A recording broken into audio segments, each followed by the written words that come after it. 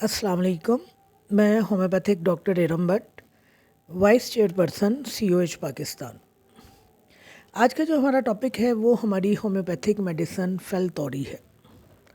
आज मैं आपको इस दवा के क्लिनिकल यूजेस बताऊंगी और मैं आपको बताऊंगी कि इस दवा को किस वजह से शोहरत हासिल है। बहुत ही मुख्तसर सी दवा है, लेकिन अगर आप थोड़ा सा अपनी सोच को वुसअत दें तो आपको पता चलेगा कि हमारा पूरे का पूरा निज़ाम इंतज़ाम जो है, जिसमें सिर्फ हमारा मैदा या हमारी आंतें शामिल नहीं है, बल्कि हमारा जिगर और हमारा पित्ता भी शामिल है, इस दवा के दायरे में आता है। आमतौर पर हम अपने डाइजेस्टिव सिस्टम में अपनी ऑसोफेगस को लेते हैं, अपने स्टमक को लेते हैं, large intestine, small intestine, rectum, यानी मुंह से लेकर मकत तक जो सिस्टम हमारा बनता है वो हमारा डाइजेस्टिव सिस्टम बनता है। हालांकि इस डाइजेस्टिव सिस्टम में जिगर जो है एक अहम रोल प्ले करता है। आपका अगर जिगर ख़राब हो जाए तो आप देखिए, जिगर ख़राब होने से मेरा मतलब है अगर आपको यरकान हो जाए या आपको हेपेटाइटिस हो जाए या लिवर की कोई भी ख़राबी आपके सामने आए, तो देखिए सबसे पहले जो इंडिकेशन आती है वो क्या आती है, आपकी भूख ख़त्म हो जाती है। आपको भूख नहीं लगती, आप अगर ज़बरदस्ती खाना खाते हैं तो आपका खाना हज़म नहीं होता है और आहिस्ता आहिस्ता भूख ख़त्म होते होते आपका मैदा जो है वो बिल्कुल काम करना छोड़ देता है। तो लिहाजा इस दवा के अंदर हमारा पूरा निज़ाम जो है ना, वो जिगर से लेकर हमारा पूरा डाइजेस्टिव सिस्टम और ख़ास तौर पर हमारा बाइल यानी हमारा गाल ब्लैडर जो हमारा पित्ता है वो इस दवा के दायरे में आता है। अब ज़ाहिर है दवा के खाना हज़म होने के लिए बाइल का होना बहुत ज़रूरी है, हमारी खुराक को हज़म करने का बाइस बनता है। नतीजे के तौर पर हमारी खुराक जो है वो ख़त्म होती है। लेकिन अगर ये बाइल किसी वजह से रुक जाए, इसमें रुकावट पैदा हो जाए, पित्ते में पत्थरियाँ बनना शुरू हो जाएं और बहुत ज़्यादा पत्थरियाँ बनना शुरू हो जाए, या पित्ते की पत्थरी जो है बाइल की गर्दन के ऊपर आकर रास्ता बंद कर दें, तो फिर जो है बाइल की सिक्रीशन जो है वो बाहर नहीं हो पाती है और उसके तौर पर नतीजे के तौर पर भी फिर बदहज़मी और मैदे के बहुत सारे अवारिद हमारे सामने आते हैं। तो फेलतौरी जो है ये इन्हीं चीज़ों के ऊपर फोकस करती है, आपके जिगर के ऊपर, आपके मैदे के ऊपर, आपकी आंतों के ऊपर, आपके पित्ते के ऊपर। इस दवा में बदहज़मी पाई जाती है, क्रॉनिक बदहज़मी पाई जाती है, डायरिया पाया जाता है, इस दवा में कब्ज़ भी पाई जाती है और फिर ये कि इस दवा में आंतों के हवाले से बहुत सारे मसाइल पैदा होते हैं और मैदे में हवा बहुत ज़्यादा बनती है। ये दवा जिगर के सिरोसिस में इस्तेमाल होती है, जॉन्डिस में इसका इस्तेमाल किया जाता है, पित्ते में अगर पत्थरियाँ बनना शुरू हो जाएं या पित्ते की जो नाली है वो किसी वजह से बंद हो जाए और बाइल की सिक्रीशन ना हो पाए, तो इस दवा को इस्तेमाल किया जाता है। तो बेसिकली आप तीन चीज़ें याद जहन में रख लीजिए, आपका लिवर, आपका पित्ता और आपका मैदा यानी आपका डाइजेस्टिव सिस्टम, ये सारे के सारे इस दवा के दायरे में आते हैं। इस दवा की एक और जो खासियत पाई जाती है या करेक्टरिस्टिक सिम्टम पाया जाता है कि खाना खाने के बाद सोने का रुझान पाया जाता है, यानी ये इस दवा का करेक्टरिस्टिक है। ये मुख्तसर सी दवा है, लेकिन देख लीजिए कि बदहज़मी अगर आ रही है, पुरानी बदहज़मी आ रही है, एक्यूट बदहज़मी आ रही है, जितने भी आपके डाइजेशन के हवाले से डिसऑर्डर्स आ रहे हैं वो सारे के सारे इस दवा में आते हैं। अब इस दवा की जो वजह शोहरत है, जाहिर है वो डाइजेशन या क्रॉनिक डाइजेशन के हवाले से तो नहीं है। वैसे तो उसके लिए हमारे पास लाइकोपोडियम है, चाइना है, नक्स वोमिका है, कार्बोवेच है, अर्जेंटम है, बेशुमार हमारे पास मेडिसिन हैं जो हमारे डाइजेस्टिव सिस्टम के ऊपर काम करती हैं। असल वजह जो इस दवा को जिसकी वजह से इस दवा को शोहरत हासिल है वो पित्ते की पत्थरियाँ हैं। गाल स्टोन्स के लिए इस दवा को बहुत शोहरत हासिल है और हमारे तमाम डॉक्टर्स जो फेलतौरी को जानते हैं या नहीं जानते हैं, सीना बसीना अपने सीनियर से सुना या प्रैक्टिस जिन लोगों की बहुत ज़्यादा चलती है उनसे सुना, किताबों में पढ़ा, तो उन्होंने देखा कि पित्ते की पत्थरियों के लिए फेलतौरी को इस्तेमाल किया जाता है। लिहाजा जब भी वो पित्ते की पत्थरियों के लिए नुस्खा तरतीब देते हैं, जिसमें चाइना भी आती है, नक्स वामिका भी आती है, लाजमी तौर पर इस दवा का इस्तेमाल किया जाता है। तो याद रखिए इस दवा की वजह शोहरत जो है वो पित्ते की पत्थरियों के हवाले से है, और इस दवा के हवाले से ये बात कही जाती है कि ये पित्ते की पत्थरियों को रेज़ा रेज़ा कर देती है और बाइल के साथ ये वहाँ से पित्ते की पत्थरियाँ जो हैं वो खारिज हो जाती हैं। ये तो है इस दवा की वजह शोहरत। अब मैं आपको अपने क्लिनिकल एक्सपीरियंस के हवाले से बता दूं कि मैंने आज तक पित्ते की पत्थरियों का कोई पेशेंट नहीं लिया, अपनी खुशी से मैंने कोई पेशेंट नहीं लिया।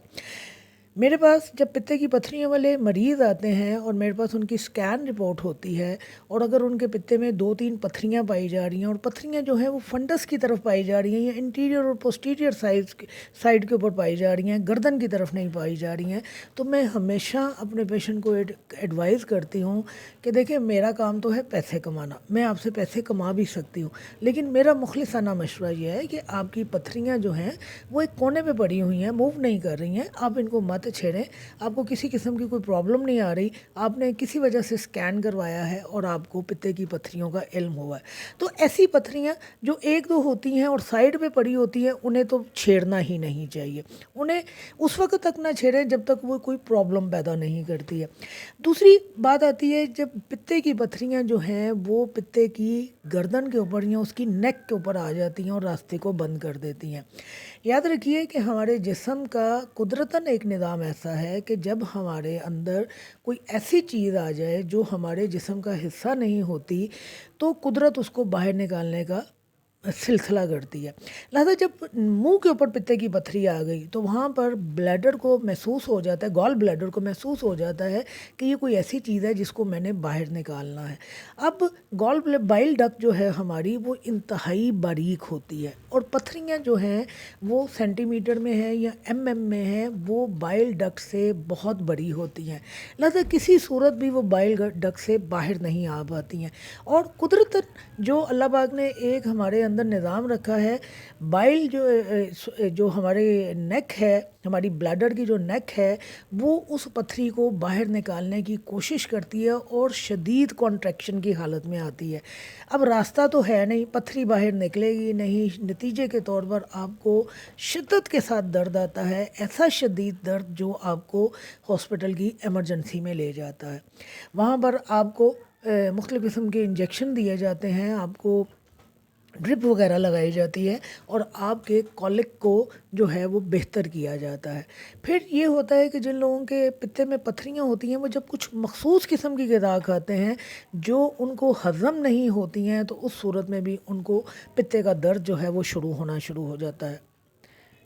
और ये कॉलिक जो है या कुलंजी दर्द जो आते हैं ये बड़े शिद्दत के साथ आते हैं और इन्हें बर्दाश्त करना नामुमकिनात में से होता है। यही वजह है कि जब मेरे पास पेशेंट आते हैं पित्ते की पत्थरियों के हवाले से, और अगर उनकी पत्थरियाँ 1-2 हैं और एक साइड पे पड़ी है, तो मैं उन्हें किसी किस्म का ट्रीटमेंट सजेस्ट नहीं करती हूँ। अगर पत्थरियाँ जो हैं मिकदार में ज़्यादा होती हैं या वो नेक के ऊपर पड़ी होती हैं जिसने लाजमी तौर पर दर्द और तकलीफ़ पैदा करनी है, तो मैं उस सूरत में भी उन्हें इनकार कर देती हूँ।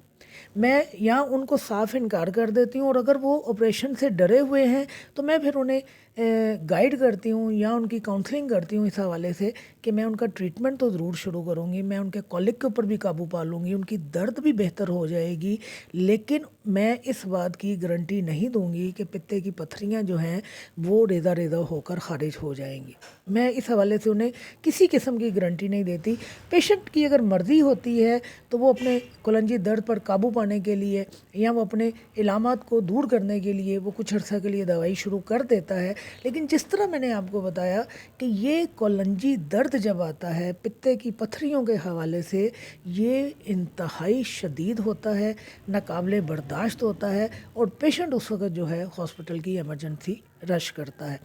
पत्थरियाँ अगर बहुत ज़्यादा हों तो मैं डायरेक्ट अपने पेशेंट को कहती हूँ कि आप ना अपना वक्त ज़ाया करें, ना अपना पैसा ज़ाया करें, आप अपनी पत्थरियाँ जो हैं इन्हें रिमूव कर लें। हो सकता है कि आपको मेरी बात अजीब लगे या आप हो सकता है मेरी बात से एग्री ना करें, लेकिन याद रखिए कि हमारे सीनियर्स के पास जो इल्म था वो हमारे पास नहीं है। ہمارے پاس رٹے رٹائے علم ہے، ہمارے پاس کتابوں سے لی ہوئی باتیں ہیں، ہمارے پاس میڈیکل سائنس کا علم نہیں ہے، ہمیں اپنی میڈیسنز کی پراپرٹیز کا نہیں پتہ ہے، ہم اپنے تجربات سے یا دوسروں کے تجربات سے سیکھتے ہیں کہ ہم نے پوٹینسی کون سی استعمال کرنی ہے۔ تو ایسا مرد جو پیشنٹ کے لیے جان لیوا ثابت ہو، جو پیشنٹ کو درد میں مبتلا کر دے صرف اس لیے کہ ہم تجربہ کر لیں یا ہم پیسے کما لیں، پیشنٹ کو مت لیجیے۔ ہاں، آپ کے سمجھانے کے باوجود اگر پیشنٹ آپ کو یہ کہتا ہے کہ نہیں میں نے آپریٹ نہیں کروانا ہے، آپ میرا علاج کیجئے، ہو سکتا ہے مجھے آرام آ جائے، تو اپنے پیشنٹ کو جو ادویات آپ نے پتے کی پتھری کے لیے استعمال کروانی ہے ان میں سر فہرست جو دوائی ہے وہ یہ ہماری فیلتوری دوائی ہے۔ پھر آپ وہاں پر اس دوا کو دوسری ادویات کے ساتھ جو پتے کی پتھری میں استعمال ہوتی ہیں یا جو گال بلیڈر کے اوپر اثر رکھتی ہیں، جیسے چیلیڈونیم ہے، لائکوپوڈیم ہے، چائنا ہے، کولوسینتھ ہے، کلنجی درد میں استعمال ہوتی ہے، آپ پھر اس دوا کو وہاں پر استعمال کیجیے۔ لیکن یاد رکھیے کہ پتے کی پتھری سائز میں بڑے ہونے کی وجہ سے اس بائل ڈکٹ سے نکلنے کے لیے تیار نہیں ہوتی ہے۔ جب اس طرح کے کیسز آپ کے سامنے آئے، چاہے وہ یوٹرائن فیبرائڈ کے حوالے سے آئیں یا وہ پتے کی پتھریوں کے حوالے سے آئیں، تو اپنے پیشنٹ کو سب سے پہلے آگاہی دیجیے کہ یہ کوئی ایسا کام نہیں ہے جس کے لیے ہم آپ کو ٹائم دیں گے کہ جی یہ انشاءاللہ ضرور ہو جائے گا۔ ہاں، ہم کوشش کرتے ہیں آپ کے کولک کو دور کرنے کی، آپ کے کولک کو کنٹرول کر لیں گے، آپ کے سمٹمز کو دور کر لیں گے، لیکن پتھریوں کے حوالے سے ہماری کوئی گارنٹی نہیں ہے کہ ہم ان کو نکال سکیں گے۔ میں آپ کو سچی بات بتاؤں، میرا 23 سالہ تجربہ ہے اور میں نے بہت سارے ڈاکٹرز کے ساتھ میرا رابطہ ہے، بہت سارے ڈاکٹرز کی کلینکل پریکٹس میرے سامنے ہے، میرے پاس ان ڈاکٹرز کی بھی کلینکل پریکٹس ہے جو بڑے بڑے ہمارے نامی گرامی ہاسپٹلز میں بیٹھتے ہیں، لیکن کسی کے پاس پتے کی پتھری کے حوالے سے کوئی ایک کامیاب کیس نہیں ہے۔ اسی طرح فیبرائڈز کے حوالے سے جب فیبرائڈز بہت بڑے ہو جاتے ہیں تو میرے ایک جو حلقہ میرے پاس ہے ڈاکٹرز کا، اور بہت وسیع حلقہ ہے میرے ڈاکٹرز کا، جس طرح میں نے کہا کہ بڑے بڑے ہاسپٹل میں بیٹھنے والے ڈاکٹرز بھی میرے رابطے میں ہیں، تو آپ کے پاس یوٹرس کے بڑے بڑے فیبرائڈز کے لیے بھی کوئی آپ کے پاس کامیاب کیس نہیں ہے۔ اگر آپ 10,000 میں یا 50,000 میں ایک کیس کہتے ہیں کہ ہمارا کیور ہو گیا، تو پھر وہ قسمت کی بات ہے، قسمت کی بات اس پیشنٹ کی قسمت جو ہماری دوائی سے ٹھیک ہو گیا۔ میں یہ نہیں کہتی کہ کتابوں میں جو لکھا ہے وہ غلط لکھا ہے، کتابوں میں بالکل ٹھیک لکھا ہے، لیکن جنہوں نے کتابیں لکھی ہیں ان سے اپنے علم کا موازنہ کر کے دیکھیے۔ ایک بار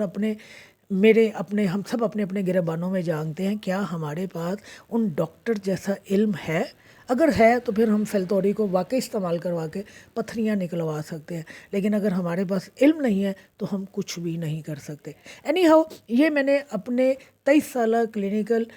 پریکٹس کا آپ کو نچوڑ بتایا ہے، میں نے اپنا تجربہ، اپنا مشاہدہ بتایا ہے، اور جس طرح میں نے کہا میں کبھی بھی پتے کی پتھری کا کیس نہیں لیتی۔ ہاں، اگر مثانے کی پتھریاں ہیں، گردے کی پتھریاں ہیں، تو میں پیشنٹ کو پراپر ٹائم بتاتی ہوں کہ آپ کی پتھری اتنی ہے اور یہ اتنے دنوں سے میں خارج ہو جائے گی۔ اس میں آپ کو 1 مہینہ بھی لگ سکتا ہے، 2 مہینے بھی لگ سکتے ہیں، زیادہ سے زیادہ میں انہیں 3 مہینے کا کہتی ہوں کہ انشاءاللہ 3 مہینے کے اندر اندر آپ کی مثانے کی پتھری بھی خارج ہو جائے گی اور آپ کے پتے کی پتھریاں بھی کم ہونا شروع ہو جائیں گی۔ لیکن گال سٹون کے حوالے سے میں نہ تو اول تو کیس ہی نہیں لیتی ہوں، اگر کوئی زبردستی مجھ سے علاج کروانا چاہتا ہے تو پھر سب سے پہلے میں اس کو اس بارے میں آگاہ کرتی ہوں کہ میرے پاس آپ کے اس مرض کے علاج کے لیے کوئی ٹائم فریم نہیں ہے۔